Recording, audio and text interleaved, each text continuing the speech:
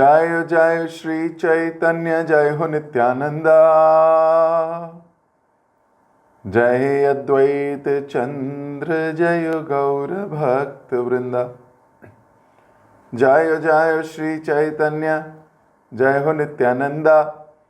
जय अद्वैत चंद्र जय गौर भक्त वृंदा। जय जय श्री चैतन्य जय हो नित्यानंदा। जय अद्वैत चंद्र जय गौर भक्त वृंदा। हरे कृष्ण। आप सभी अनुरागी भक्तों का बहुत बहुत हार्दिक स्वागत, अभिनंदन। हम लोग छठ गोस्वामी सीरीज में रघुनाथ दास गोस्वामी के विषय में चर्चा कर रहे हैं। बड़ा परम सौभाग्य है हमारा, ऐसे प्रेमी भक्त, ऐसे आज्ञाकारी शिष्य, ऐसे वैराग्य मूर्ति, प्रेम मूर्ति रघुनाथ दास गोस्वामी का जीवन चरित्र सुनने का, कहने का अवसर मिल रहा है। ये परम सौभाग्य की बात है। यूं तो इस संसार में बहुत सी चीज़ें हमारे कानों में जाती हैं, बहुत कुछ सुनते हैं, इधर की आवाज़, उधर की आवाज़, भौतिक आवाज़, गंदी आवाज़, इंद्र तृप्ति की ओर लपलकाने वाली, इंद्रियों को सुख प्रदान करने की गुहार, पुकार हर वक्त इन कर्ण छिद्रों में प्रवेश करती रहती है। ये संसार ऐसे ही तो लुभाता है, लेकिन उन सब आवाज़ों को चुप कराकर, उन सारी आवाज़ों को साइड कर कर हम भगवान के भक्तों के चरित्र को सुनने का, कहने का संकल्प ले जब बैठ जाते हैं एकाग्रचित्त हृदय से, इन भक्तों की गाथा सुनते हैं, तो वास्तव में विषय आसक्ति जाती रहती है। इस संसार में भोगने की इच्छा समाप्त हो जाती है। सेवा इच्छा, प्रेम इच्छा जागृत होती है। यही सौभाग्य है। नहीं तो अनादिकाल से जीव इंद्र तृप्ति की खोज करता रहा है, करता रहेगा। लेकिन जब कोई विरला इससे हटके भक्तों की, भगवान की गाथा सुनने में अपने जीवन की एनर्जी लगाता है, तभी से उसका सौभाग्य उदय होता है। रत्नाकर डाकू नारद जी से सुना ही तो बस वाल्मीकि हो गए। मृगारी, उसने भी सुना ही तो संत हो गए। ये श्रवण की अनूठी लीला है। रघुनाथ दास गोस्वामी के विषय में हमने कल पढ़ा था कि किस प्रकार रघुनाथ दास गोस्वामी ने सोचा कि अब इस संसार में जीने का कोई अर्थ नहीं रह गया। जिनके लिए जीता था वो तो चले गए। महाप्रभु अंतर्ध्यान हो गए हैं, और महाप्रभु ही नहीं, स्वरूप दामोदर भी चले गए हैं, क्योंकि वो उनका विरह सहन नहीं कर पाए। तो ये सोच रहे हैं, मैं इनका विरह कैसे सहन कर रहा हूं, मुझे भी चला जाना चाहिए। विचार किया कि रूप सनातन से मिले बिना जाना तो त्रुटिपूर्ण होगा, और रूप सनातन से मिले कहां, वृंदावन जाना होगा। तो सोच लिया कि वृंदावन जाकर इन दोनों महाप्रभु के प्रेमियों से मिलूंगा, और फिर गोवर्धन के ऊपर से छलांग लगाकर ये शरीर समाप्त कर दूंगा। वहां पहुंचकर इन दोनों के साथ कृष्ण कथा, वैष्णव चर्चा या महाप्रभु की लीला सुनने सुनाने से ये जो ख्याल, ये जो संकल्प लिया था उसको छोड़ देना पड़ा। सनातन और रूप के प्रेम से ये देह त्याग करने का संकल्प छूट गया। कई दिन वहीं वृंदावन में रहकर रूप सनातन का मधुर संग किया। हर रोज रूप और सनातन बैठ जाते थे और इनसे प्रेम कथा सुनते थे, महाप्रभु की लीला सुनते थे। खैर, विशेषतर संबंध इनका रूप गोस्वामी के साथ रहा। सनातन गोस्वामी तो गोवर्धन चले गए, तो ये रूप गोस्वामी के साथ ही बहुत दिन बिताते थे। कुछ समय बाद इन्होंने कहा कि मैं भी गोवर्धन जाना चाहता हूं। रूप गोस्वामी से इजाजत ली तो रूप गोस्वामी ने कह दिया चले जाओ, लेकिन कृष्णदास कविराज गोस्वामी को साथ ले जाओ। आप तो भजन में मध्य रहोगे, खो जाओगे, पता ही नहीं लगेगा। अपना खाना भी है, पीना भी है, बैठना भी है, उठना भी है। ये कृष्णदास कविराज जो तुम्हारा शिष्य है, तुम्हारी सहायता कर देगा, तुम्हारी सेवा करेगा। यही शिष्य का धर्म है। गुरु की भजन साधन योजना में अपनी एनर्जी को लगाना। कृष्णदास कविराज गोस्वामी तो बड़े खुश थे। साथ लेके ये पहुंच गए गोवर्धन।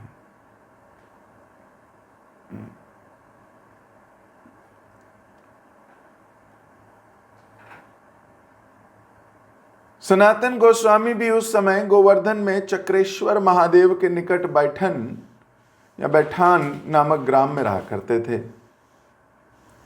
रघुनाथ दास के गोवर्धन आने के पश्चात स्नेहवश उन्हें देखने जाने का लोभ संभाल ना सके। जब वे उनके निकट पहुंचे तो देखा कि ध्यान मग्न वृक्ष की तलहटी पर बैठे हैं और ध्यान में मग्न है, और एक व्याघ्र कुंड में पानी पी रहा है। शेर, बाघ, और वहीं पेड़ के नीचे बैठ के ये भजन कर रहे हैं, ध्यान में मग्न। इनको पता ही नहीं आसपास क्या हो रहा है। जब भक्त ऐसे साधना में एब्जॉर्ब हो जाते हैं, आसपास क्या होगा, क्या हो रहा है, पता ही नहीं। ऐसे एब्जॉर्प्शन की आवश्यकता है भक्ति में।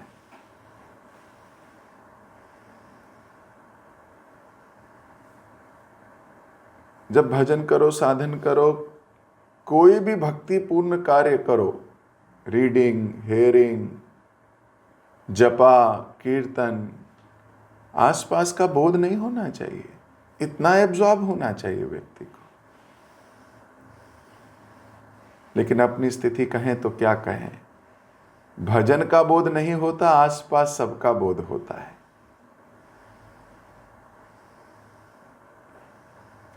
कुकर की सीटी भी गिन रहे होते हैं।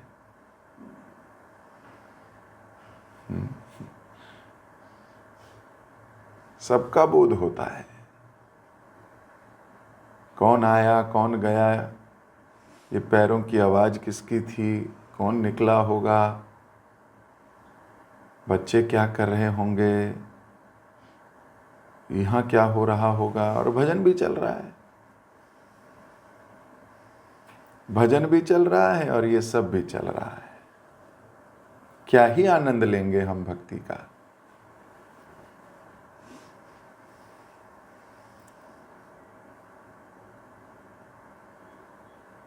ये जो एब्जॉर्प्शन है ना, एब्जॉर्प्शन, आसपास से बारात भी जाके निकल जाएगी ना, आपके कानों में आवाज ही नहीं आएगी।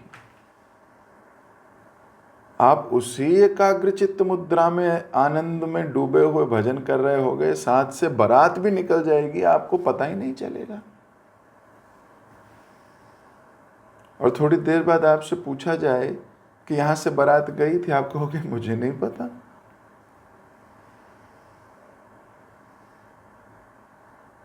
This is called absorption.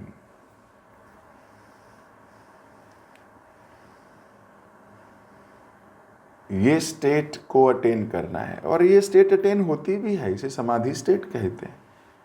ये स्टेट होती है हमारी जब हम फेसबुक, इंस्टाग्राम, यूट्यूब पे लगे होते हैं, तब हम समाधि में चले जाते हैं। मम्मी आवाज दे रही है, बेटा आवाज दे रहा है, इधर से कुछ कहा जा रहा है, कहाँ होश है? Fully absorbed. कितने घंटे बीत गए पता भी नहीं चलता।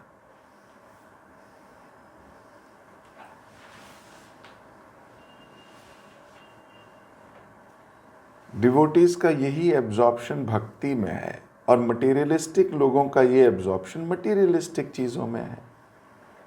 तो अगर अभी भी आपका एब्जॉर्प्शन यही है, तो आप समझ लीजिए कि हमारी भक्ति का स्तर क्या है। अभी भी जप करते वक्त आसपास का कोई भान नहीं रहता, ये अच्छी बात है। लेकिन अगर मोबाइल देखते देखते आसपास का कोई भान नहीं रहता, तो अब आप जानो किसकी भक्ति कर रहे हो, देख लो। जहां हमारा एब्जॉर्प्शन है वही उसी के भक्त हैं हम।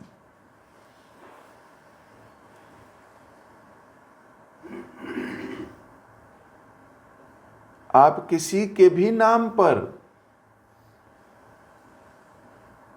अपनी जॉब के नाम पर, अपने करियर के नाम पर, अपनी प्रोफेशनल लाइफ के नाम पर, किसी भी प्रकार से आप एब्जॉर्ब्ड हो, तो आप एब्जॉर्ब्ड हो।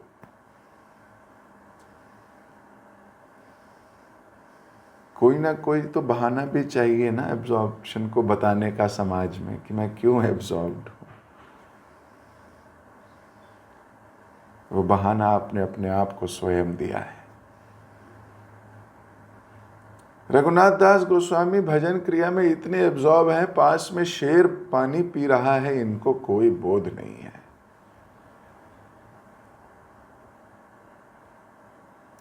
श्री कृष्ण स्वयं व्याघ्र से उनकी रक्षा करने के लिए डंडा ताने उनके पीछे खड़े हैं।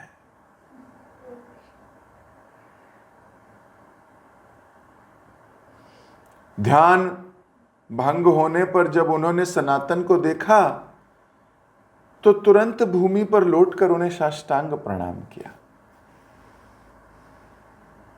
सनातन गोस्वामी ने कहा, रघुनाथ, तुम्हें मेरी एक बात तो माननी पड़ेगी। महाप्रभु के आशीर्वाद में पला तुम्हारा जीवन बड़ा मूल्यवान है। तुम्हारे कंठ से जो महाप्रभु की मधुर लीला रस का स्तोत्र बहता है, जिससे असंख्य जीवों का कल्याण होना है, तुम्हारी जीवन की रक्षा करना हम सबका कर्तव्य है। मैं तुम्हें वृक्ष तल के नीचे ना रहने दूंगा, या हिंसक पशुओं का भय है। तुम नहीं जानते कि तुम्हारी शरीर की रक्षा प्रभु को स्वयं करनी पड़ती है। क्या उन्हें कष्ट देना तुम्हारे लिए उचित है? मैं तुम्हारे लिए एक पर्ण कुटी की व्यवस्था कराए देता हूं, उसी में रहा करना। वैराग्य मूर्ति सनातन गोस्वामी की आज्ञा रघुनाथ दास को माननी पड़ी। सीनियर कवि आज्ञा दे जो आपके मन की ना भी हो, तो भी उसे स्वीकार करना चाहिए, क्योंकि वो होती तो हमारी भलाई के लिए है। भले ही लगे ना, क्योंकि हमारी बुद्धि तो छोटी है, हम क्या ही सोच सकते हैं उनकी दृष्टि से। लेकिन अपना थोड़ा एक्सपीरियंस हो जाने से व्यक्ति कहने लगता है आई नो। यह अहंकार उसको भेदता रहता है। लेकिन रघुनाथ दास गोस्वामी तो फिलॉसफी में पारंगत हैं। वे जानते हैं सनातन गोस्वामी की आज्ञा को किसी भी तरीके से ठुकराया नहीं जा सकता। रघुनाथ दास उसी में रहकर भजन करने लगे।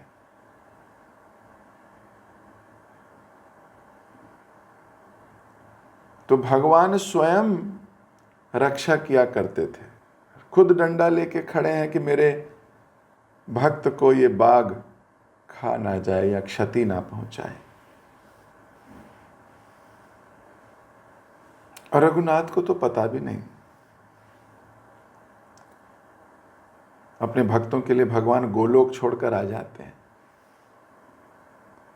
वहां अपने भक्तों के बीच में आनंद लेता हुआ मामला छोड़कर इस भूतल पर, इस भौम जगत में आकर अपने भक्तों की रक्षा करते हैं। भक्त ने पुकार भी नहीं लगाई है, लेकिन जो स्वयं इतना एब्जॉर्ब्ड है, वो एब्जॉर्प्शन ही तो पुकार है।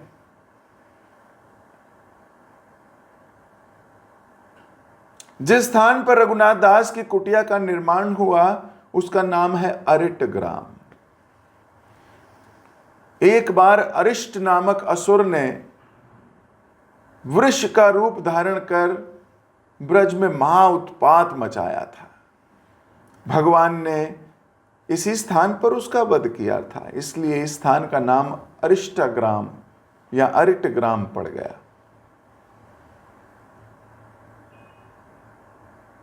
यहीं पर दो कुंड हैं जिनका प्राकट्य भी इसी घटना से संबंधित है।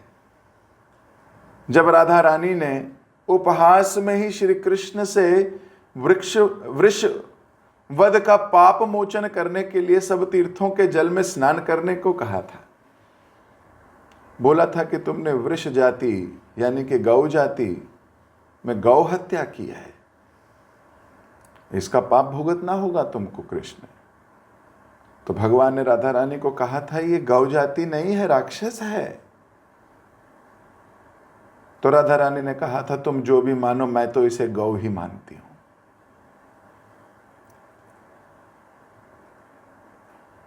अब अपनों से वाद विवाद करने का कोई मोल नहीं होता। क्या ही प्रूव कर लेंगे क्या सही है क्या गलत। हाँ? भगवान कृष्ण ने इस तर्क वितर्क में जाना नहीं चाहा। भगवान ने कहा अच्छा बताओ फिर मैं क्या करूं, क्योंकि वो राक्षस था तो उसे तो मारना जरूरी था, लेकिन वो गाय भी था, तुम ठीक कहती हो, तो क्या करूं। तो राधा रानी ने कहा पहले तो मेरे से दूर जाके खड़े हो जाओ, गौ हत्यारे को मैं देखूंगी भी नहीं, और कहीं तुम्हें छू लिया तो मुझे भी सारे तीर्थों में स्नान करना पड़ेगा। तो भगवान कृष्ण ने कहा तो तीर्थों में स्नान करके क्या पाप मोचन हो जाता है। तो बोली हाँ हो जाता है। तो बोले मैं क्या करूं। बोले कह तो दिया कोड वर्ड में, स्नान करके आओ। बोले कहां। बोले सभी तीर्थों में। तो बोले जब तक आऊंगा बुढ़ा हो जाऊंगा, इतने तीर्थ हैं, फिर मैं तुम्हें कैसे देखूंगा। राधा रानी बोला ये तुम जानो, पर अभी दूर हो जाओ। अब कृष्ण को राधा से दूरी ये तो असंभव है। तो भक्त को जब कोई ऐसी सेवा मिलती है फिर वो दिमाग लगाता है कि नहीं। तो भगवान ने बोला एक काम करता हूं, सारे तीर्थों को यहीं बुला लेता हूं, मैं कहां कहां जाऊंगा। लेकिन राधा रानी तुम्हारी बात तो मानूंगा, भगवान चाहते तो तर्क वितर्क किया कर सकते थे और राधा रानी की इस बात को काट सकते थे, लेकिन कभी कभी हार में जीत होती है। हर वक्त मैं सही हूं ये प्रूव करके क्या मिल जाएगा, केवल इस बात का अहंकार कि मैं सही हूं। भक्त तो सही और गलत में भी नहीं जाते, इस द्वंद से ही तो ऊपर उठना है। भगवान ने गीता में कहा, निर्द्वंदो नित्य सत्वस्तो निर्योगेन क्षमा आत्मवना। इन द्वंद से ऊपर उठो, सर्दी गर्मी, झूठ सच, लाभ हानि, सही गलत, ये दोनों ही गलत है। सही भी गलत है। जब तक इन द्वंद्वों में रहेंगे जजमेंट करते रहेंगे, और यही जजमेंट बुद्धि हम भक्तों में लगाएंगे, अपराध कर जाएंगे। भक्ति बहुत अमेजिंग है, ये आपको इतना शुद्ध करके मानेगी। हमारे मुख से ये निकलना ही बंद हो जाएगा, पर ये तो गलत है ना प्रभु जी, पर ये तो गलत है ना माता जी, पर ये तो ऐसा है ना, ये बोलना ही आपकी वोकैबुलरी से गायब हो जाएगा। भक्ति आपको इतना शुद्ध करके मानेगी। अगर भक्ति को पकड़ोगे तो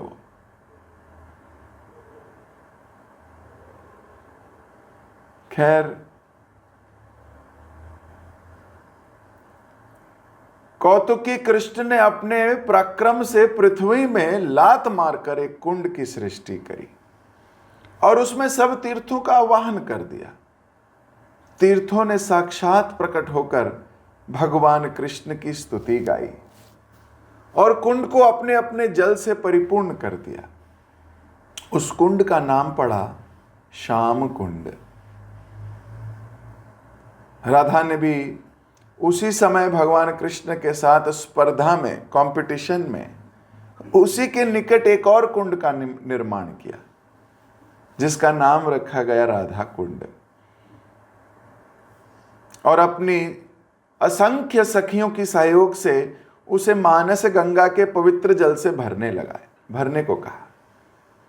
तब भगवान कृष्ण ने इंगित किया, तीर्थों ने राधा रानी की भी स्तुति की और उनसे अपने कुंड में प्रवेश करने की अनुमति मांगी। राधा रानी ने अनुमति दी। उन्होंने श्याम कुंड की भित्ति छोड़कर राधा के कुंड में प्रवेश किया और अपने जल से उसे परिपूरित कर दिया। काल क्रम से ये कुंड नीचे भूमि में परिणित हो गए थे, लुप्त हो गए थे, दिखते भी नहीं थे, किसी को पता भी नहीं था। इन कुंडों में तो धान की खेती हो रही थी। महाप्रभु ने अपनी व्रज परिक्रमा के समय इन दोनों कुंडों का आविष्कार किया था। रघुनाथ दास गोस्वामी ने कुंडों का स्थान निर्देश करने के लिए निकट वृक्षों से प्रार्थना की। उन वृक्षों ने स्थान का निर्देश कर दिया। अब रघुनाथ दास की इच्छा हुई कि उन स्थानों को खनन कर दोनों कुंडों का किसी प्रकार उद्धार किया जाए। कार्य बहुत व्यय साध्य था, बहुत खर्चा होना था। अभी तो पेड़ों से कहा है तो पेड़ तो चले गए, अब लुप्त हो, पेड़ों ने छोड़ दिया वो जगह। राधा कुंड, श्याम कुंड दोनों प्रत्यक्ष रूप से दिख रहे हैं, लेकिन अभी नॉर्मल से खेत जैसे हैं। अभी खुदाई करनी है, अभी कुंड बनाना है, अब उसके लिए तो धन चाहिए। वो व्यक्ति जो अपने लिए कुटिया भी नहीं बनाना चाहता, भगवान के कार्य के लिए उनका कुंड बनाना चाहता है। शुद्ध भक्त अपने लिए कम क्या, अपने लिए तो सोचते ही नहीं, और भगवान के लिए सोचते हैं। वे इसके लिए सजल नेत्रों से भगवान से प्रार्थना करने लगे। इसके कारण उनका मन अशांत रहने लगा, भजन साधना में बाधा आने लगी। उन्होंने अपने आप को तिरस्कृत कर इस वासना से किसी प्रकार मुक्ति पाई।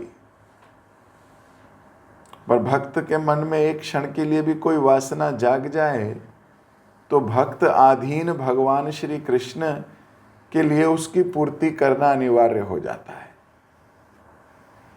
भक्त ने इच्छा जागृत की है, अब तो भगवान का दायित्व हो गया उस इच्छा को पूरा करना। रघुनाथ दास ने तो मुक्त किया कि नहीं नहीं, मेरे को इतना नहीं सोचना है, मेरा भजन डिस्टर्ब हो रहा है। लेकिन भगवान ने कहा ना ना ना, वैष्णवेर इच्छा पूर्ण होए। एक दिन रघुनाथ दास गोवर्धन परिक्रमा कर उपवेशन घाट पर बैठे थे। एक धनी व्यक्ति ने आकर दंडवत प्रणाम किया और पूछा, क्या श्री रघुनाथ दास गोस्वामी आप ही हैं? मैं ही हूं गोस्वामियों का दास रघुनाथ। रघुनाथ दास ने उत्तर दिया, मुझे बद्री नारायण जी ने आदेश देकर आपके पास भेजा है। बद्री नारायण जी ने? जी हां, मैंने बद्री नारायण की मन्नत मांगी थी। कार्य सिद्ध होने पर प्रचुर धन खर्च कर उनकी सेवा पूजा करना बद्रीनाथ गया था। रात्रि में स्वप्न में बद्री नारायण जी ने आज्ञा दी कि मेरी पूजा में अधिक धन मत लगाओ, व्रज जाओ। वहां अरिट ग्राम में मेरा भक्त रघुनाथ दास जैसे कहे राधा कुंड और श्याम कुंड की सेवा कर देना।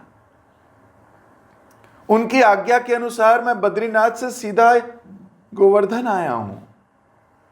ढूंढता ढूंढता कि कौन है रघुनाथ दास, पूछते पूछते आपके चरणों तक पहुंचा हूं। आप जैसी आज्ञा करें, जो कहें मैं करने को प्रस्तुत हूं। यही बद्री नारायण जी की आज्ञा है। प्रभु की असीम कृपा करुणा का अनुभव कर रघुनाथ दास की आंखों से आंसू बह चले। कहां भक्त सोच रहा है कुछ हो जाए, और भगवान ने कहां स्वप्न में दर्शन देकर किसी को भेज दिया।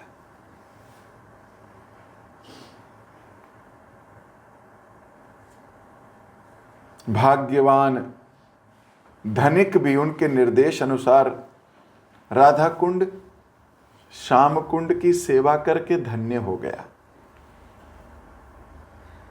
दोनों कुंडों का खनन किया गया। सुंदर सरोवर के रूप में दोनों का पुनः निर्माण कर दिया गया। आज भी असंख्य नर नारी इन कुंडों में स्नान कर, सभी तीर्थों में स्नान करने का पुण्य लाभ करते हैं।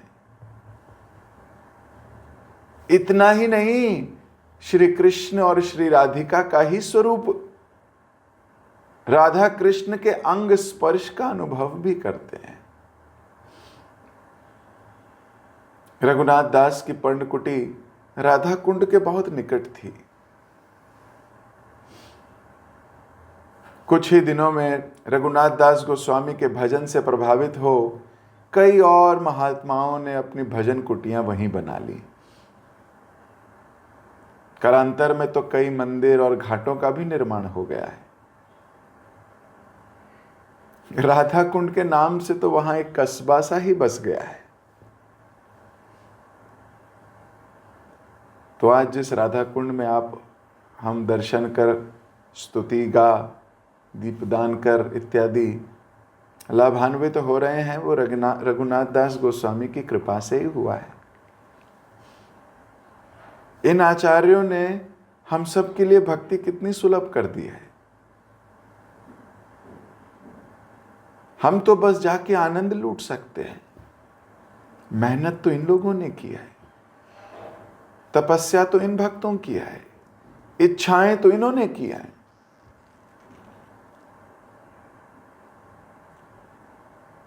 हम तो जाके बस बैठ के जप करके आनंद लेके धन्य मानते हैं अपने आप को, लेकिन कुछ 100 साल पहले ऐसा कुछ था ही नहीं वहां। क्यों ना हम ऐसे आचार्यों की स्तुति गाएं, क्यों ना इन आचार्यों की कृपा माने, क्यों ना इन आचार्यों को शत शत नमन करें, क्यों ना करें।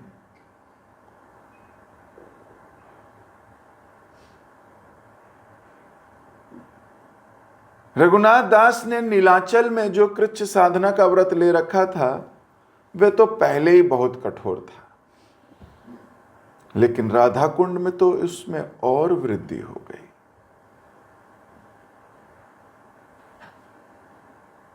वहां तो जो गाय छोड़ देती थी उसी में नमक लगा के खाया करते थे। ऐसा नहीं कि वृंदावन आकर अभी वो वैराग्य कम हो गया है, बढ़ गया है। कृष्णदास ने राधा कुंड में उनकी दिनचर्या का वर्णन करते हुए लिखा है कि वह प्रतिदिन 1,00,000 नाम जप करते थे, 1000 बार भगवान को दंडवत प्रणाम करते थे, एक प्रहर महाप्रभु की चरित्र कथाओं का वर्णन करते थे, त्रिसंध्या राधा कुंड स्नान करते और रात्रि दिन राधा कृष्ण की मानसिक सेवा करते थे। इस प्रकार 7.5 प्रहर भक्ति साधना में व्यतीत करते थे।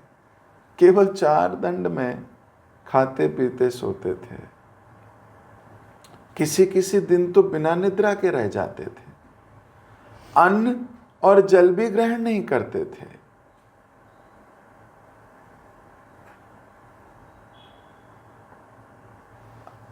आप कहोगे ये तो फ्री है। हाँ, कई बार लोग सोचते हैं मैं जब भौतिक संसार से थोड़ा फ्री होऊंगा ना तब भक्ति करूंगा। आपको क्या रघुनाथ दास गोस्वामी फ्री दिख रहे हैं? हैं? क्या ही आप भौतिक सेवाएं कर लोगे, कितनी कर लोगे? केवल 96 मिनट एक दिन में अपने लिए सोना, इसी में सोना है, इसी में खाना है, इसी में नहाना है। बाकी सारा समय तो भजन में बीतता है, रीडिंग, हियरिंग, जपा और मानसिक सेवा।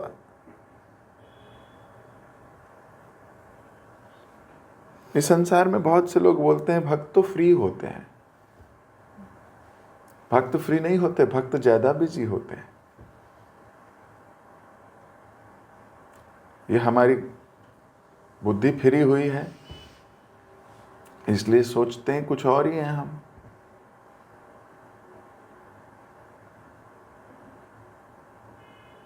थोड़ा सा भी समय नहीं है, थोड़ा सा भी समय मिलेगा भक्ति में लग जाएंगे और फिर क्या कहेंगे? कहेंगे समय ही नहीं मिलता।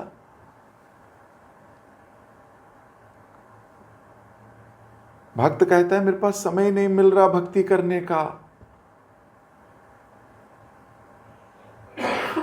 लेकिन जो थोड़े बहुत करते हैं वो सोचते हैं मैं तो बहुत समय दे रहा हूं भक्ति में, अगर यही समय कहीं और देता तो मैं कितना आगे निकल जाता।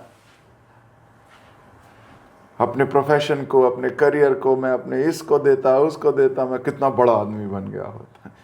ऐसे मूर्ख लोग क्या भक्ति करेंगे?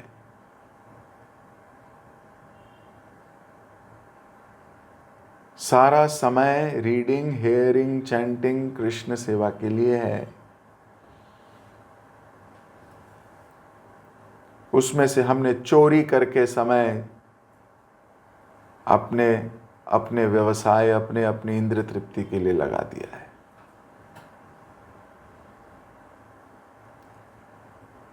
और फिर थोड़ा बहुत समय जो भक्ति के लिए लगाया है उसको भी कम करने की बात करते हैं। ऐसे मूर्ख जन अपराध करके वैष्णवों के प्रति, भक्ति के प्रति खत्म हो जाते हैं। क्योंकि मन में इच्छा तो संसार को जीतने की है, मन में इच्छा तो बहुत बड़ा करने की है कुछ।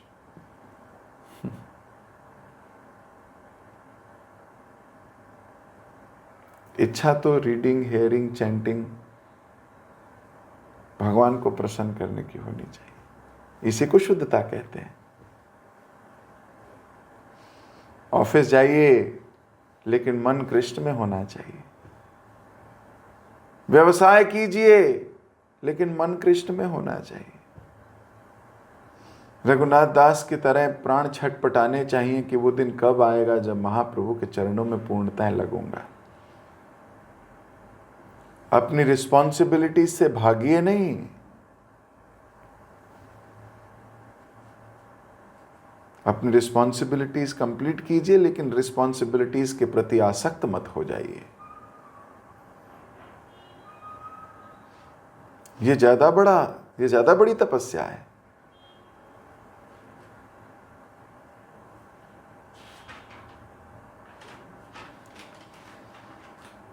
रघुनाथ दास तकरीबन 1000 बार दिन में प्रणाम किया करते थे दंडवत भगवान को। हम कितनी देर प्रणाम करते हैं? दिन में एक बार भगवान को प्रणाम कर लेते हैं, दूसरी बार करने में लगता है कि पहले कर तो दिया था। किसी वैष्णव को एक बार प्रणाम कर देते हैं, बोल देते हैं सुबह कर तो दिया था, अब कितनी बार प्रणाम करें? ये मन के आगे मर जाते हैं हम।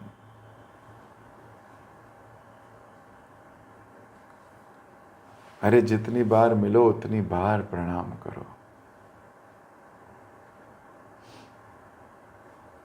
ये प्रणाम करना कोई साधारण चीज है? कोई साधारण चीज नहीं है।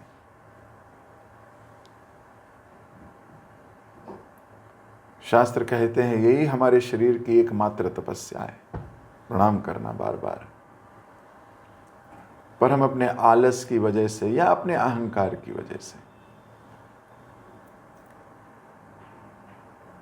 इसमें संकोच कर जाते हैं।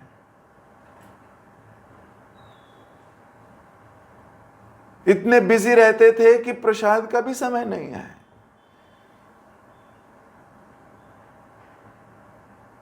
तीन दिन में एक बार मट्ठा, एक डोना मट्ठा पिया करते थे बस। हर 3 दिन में एक बार। हम तो देखते हैं भक्त प्रसाद पाने बैठते हैं, वो मट्ठा ही मांगते रहते हैं। प्रभु जी एक गिलास और मिलेगा क्या? एक गिलास और मिलेगा क्या? एक गिलास और मिलेगा क्या?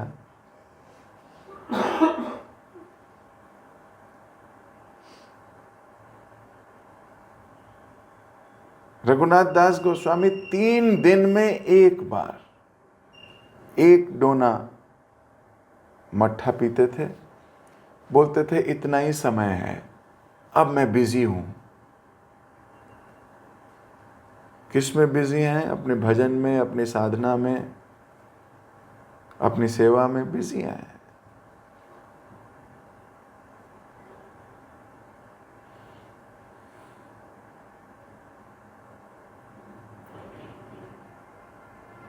श्री राधा और कृष्ण की मानसी सेवा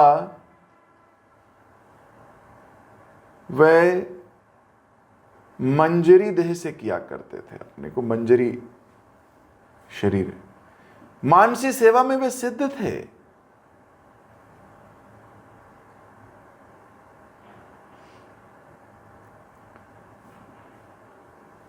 तो यह उस समय की एक घटना से स्पष्ट था जो सबके सामने घटी थी।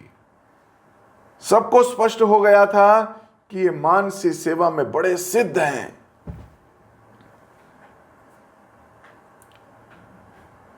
आप लोग सुनना चाहोगे?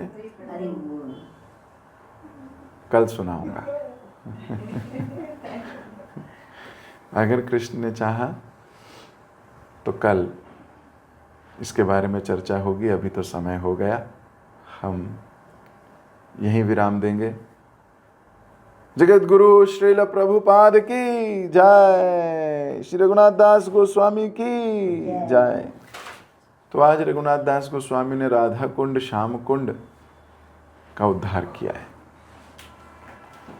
महाप्रभु तो प्रकट करा ही चुके थे, लेकिन उद्धार नहीं हुआ था अभी। ऐसा भव्यता नहीं आई थी उसमें अभी। किसी भक्त का आज का कोई प्रश्न, कोई टीका या कुछ रह गया हो समझना, या कुछ समझाना चाहते हैं, कुछ कहना चाहते हैं तो कैसे? ओके, हरे कृष्ण। हरे कृष्णा प्रभु जी, धन्यवाद प्रणाम। थैंक यू सो मच प्रभु जी, बहुत सुंदर क्लास के लिए। तो आज की क्लास में आपने हमें ये बताया कि भक्ति में हमें ऑब्जर्वेशन रहना चाहिए, ये बहुत जरूरी है। क्योंकि श्रवण, रीडिंग जब करते वक्त हमें आसपास की चीज पे ध्यान नहीं जाना चाहिए, पर हमारा थोड़ा उल्टा होता है। छोटी छोटी आवाज कहीं से हमें सुनने लगते हैं तो वहां पे ध्यान चला जाता है। हमारा ऐसे होना चाहिए कि अगर हम किसी कार्य में मिले हैं तो यहाँ से बारात भी निकल जाए तो कभी भी हमें पता नहीं चलना चाहिए। पर ये स्टेज हमारे पास आता है जब हम फेसबुक और मोबाइल पे ऑब्जर्व करते हैं, ये ऐसा परिस्थिति होता है हमारे। इसमें आपने ये बताया कि हम जिसके नाम पे ऑब्जर्व रहेंगे हमारा वही ध्यान रहेगा और वही चीज हमारा बढ़ेगा। तो हमें इसमें देखना है हम किस पे ध्यान रख रहे हैं, नौकरी पे या मोबाइल पे या भक्ति पे, हमें इसको ध्यान रखना है। और आपने ये बताया कि जो ऑब्जर्व रहेगा भक्ति में उसके लिए भगवान के बिना बुलाए उसका रक्षा करते हैं। तो इसमें आपने ये बताए थे कि जब रघुनाथ दास गोस्वामी पूरा ऑब्जर्व रहते थे तो भगवान खुद आ गए। आपने ये बताया कि कई बार हार में भी जीत होता है। क्या सही क्या गलत इस पे नहीं ध्यान देना है, नहीं तो हम द्वंद में पड़ जाएंगे। और आपने ये बताया कि भक्त का इच्छा, भक्त का जो इच्छा होता है भगवान का वो दायित्व बन जाता है।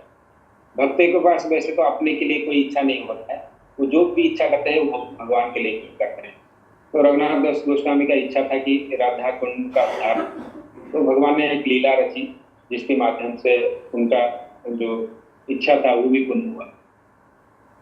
और आपने बताया कि कई बार हम सोचते हैं कि हम फ्री होके भक्ति करेंगे, तो इसमें आपने ये बताया कि एक्चुअली में जो भी समय हमें मिलता है सारे भक्ति के लिए मिला है, भक्ति करने के लिए ही मिला है, पर हम उससे चोरी करके हम इधर उधर कार्य में हम उसको लगा देते हैं। तो मैं भी यही सोचता था कि जैसे संसार में रह के भक्ति करना बहुत टफ है, हमारे लिए समय नहीं है।